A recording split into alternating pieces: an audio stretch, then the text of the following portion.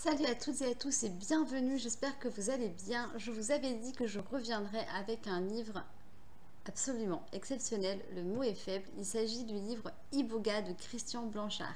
C'est son premier livre qu'il édite aux éditions Belfond et croyez-moi, il vaut le détour, ne passez pas à côté, je vous le dis d'emblée. Je vais quand même vous parler de l'histoire. Elle commence le 28 octobre 1980 et nous allons découvrir Jefferson Petitbois, donc, qui est le personnage principal de ce livre, qui est condamné à la peine de mort et il est donc incarcéré à la prison d'arrêt de Fresnes. Pour rejoindre sa cellule, donc dans le couloir de la mort, il va croiser la Louisette, donc la guillotine. Il est accompagné de deux gardiens, il la frôle, il sent son odeur de graisse et de limaille. 2 ans auparavant, Jeff avait rencontré Max, son protecteur et mentor. Iboga était alors rentré en lui. Iboga l'avait rendu plus puissant, immortel, meurtrier. Ce livre raconte la vérité selon Jefferson Petitbois, un homme trop jeune pour mourir. Voilà, là je vous ai très honnêtement lu une partie de la 4e de couve.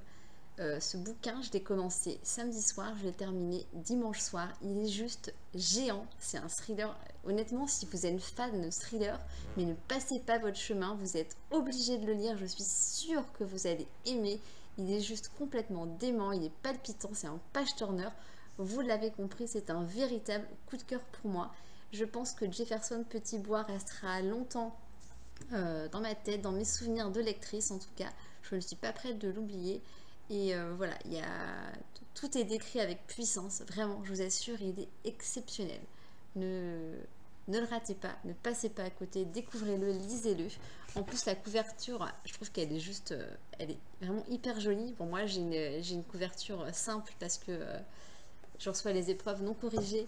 Mais voilà, vous avez un livre complètement dément, complètement fou, une histoire absolument magnifique, addictive, prenante, palpitante. Enfin, prenez tous les adjectifs positifs que vous pouvez connaître et dites-vous qu'ils iront forcément avec ce livre. Voilà, je ne peux pas en dire plus. J'espère vraiment que je vous ai convaincu de le découvrir parce qu'il en vaut la peine. Moi, j'en ai un autre dans ma palle de ces livres Curriculum Vitae. Je l'avais acheté au Salon de Toulon en 2016 sur les conseils de Xavier Marie-Bonneau, un auteur que j'aime bien, vous le savez. Et pour le coup, quand j'ai lu Iboga, je me suis dit, mais pourquoi j'ai pas lu l'autre avant quoi? Parce que la plume de l'auteur, elle est vraiment absolument géniale. Je pense qu'on va beaucoup entendre parler de ce talentueux monsieur dans les mois à venir. Et voilà, j'espère que j'en ai... j'espère que je vous ai convaincu en fait.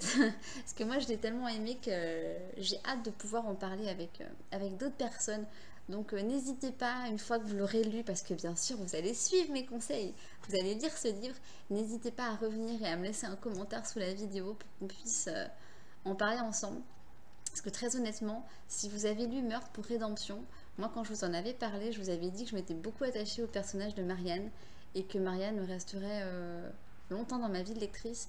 Là j'ai ressenti la même attache sur le personnage de Jefferson Petitbois. Voilà, donc ce sera tout pour aujourd'hui. Je reviens très vite pour vous parler de ma dernière lecture et je vous dis donc à bientôt, puis une bonne future lecture du coup. Salut!